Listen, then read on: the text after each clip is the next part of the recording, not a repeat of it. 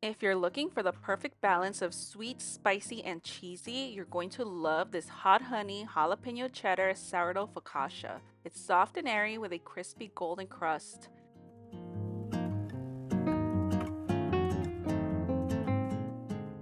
You will start by adding 150 grams of active sourdough starter and 375 grams of filtered water to your bowl. You will mix these two together until well combined.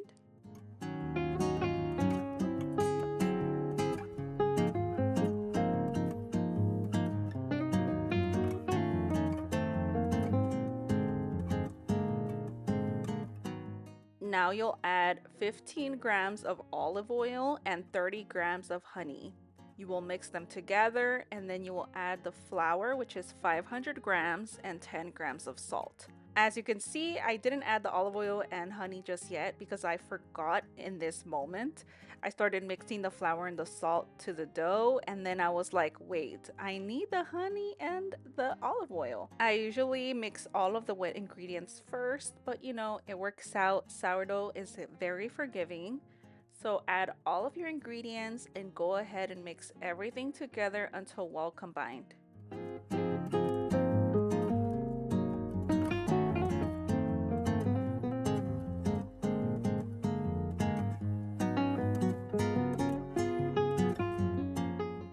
I like to get a rubber bench scraper to clean the sides of my bowl.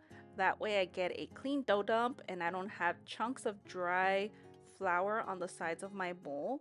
I also like to get under the dough. We let the dough rest for 30 minutes and we start on our first set of stretch and folds. You want to make sure your hands are wet. That way you can avoid too much of the dough sticking to your hands. You want to grab the dough, fold it over. You want to do this 4 times going around the bowl. You can even do more if your dough allows you to. And then I like to grab the dough and flip it over because we want to strengthen the dough from everywhere, including the bottom of the dough. And you want to make a little ball with your dough, that way you can see how much it rises. And then you let it sit for another 30 minutes and then you will do your second set of stretch and folds. On your second set, you can go ahead and add inclusions if you'd like to have inclusions all throughout the focaccia dough. If you don't, you can just leave the dough plain and do all 4 sets. I decided to only put some inclusions on top of the dough, but if you want cheddar cheese and jalapeno throughout, go ahead and add some now. On our third and fourth set of stretch and folds, you want to only do coil folds. That way you don't disrupt any of the progress that the dough has made. The dough is starting to rise, it's starting to get fluffy. So you want to be very, very gentle.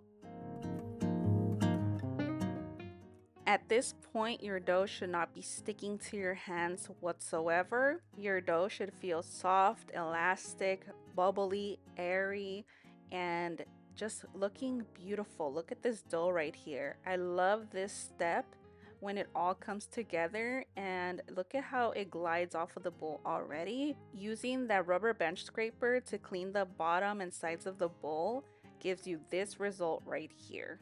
Now you let your dough bulk ferment on the counter for a few hours, and when it's light and fluffy and aerated, jiggly, it could be super overproofed or just about. My dough right here is perfect to shape for a loaf. This is how I like to do my focaccia. I don't really like my focaccia to be overly proofed because then it's kind of flat, and I like to have a tall focaccia. So now I'm going to put my dough in a 9x9 baking dish. You can have a bigger dish if you want, like a 9x12 or any of those sizes. You want to make sure you add parchment paper to your baking dish because the hot honey can stick to the sides and you won't be able to take out your focaccia from the tray. So I'm adding some olive oil to the bottom and top of the dough, and I'm spreading the dough evenly, that way it can be the exact same everywhere. I'm dimpling the focaccia just a little bit, that way as it's doing its final proof, you can see some of those bubbles growing already. So I do like to add the inclusions as well. because then if I add the inclusions right at the end, I feel like it kind of deflates the dough a little bit. So if I add the inclusions now, I feel like the dough rises with the inclusions, and you will see at the end. But I'm adding some of that jalapeno and cheddar cheese, and then I'm going to let this dough sit on the counter for another hour or two until I feel like it has puffed up and it's super jiggly. And I'm adding some of this hot honey right before dimpling the dough once again. You want to use your fingers to dimple out the dough, and you don't want to over dimple because then you'll start to deflate some of those bubbles. Look at how jiggly. It's gonna be so fluffy and light. I already know it. You should have your oven preheated to 445 degrees at this point, and you bake your dough for about 25 to 30 minutes. You want to make sure to take the internal temperature, and it should be from 200 to 210 degrees. I add more of that hot honey right on top to give it that shiny, glazed look, and this is the end result. Look at how beautiful it looks. It just looks so pleasing. And I know if you make this, people are going to be just impressed because it's perfect. Let's go ahead and cut it. That way you guys can see the inside, the beautiful crumb.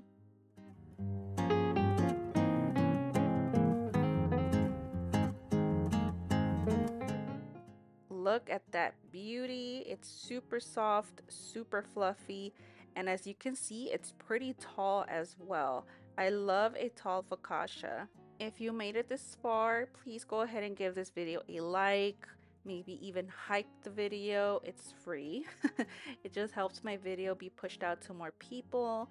I truly appreciate all of your support, your comments, your follows, your likes, everything. Thank you so much for watching today's video, and I'll see you guys in my next one.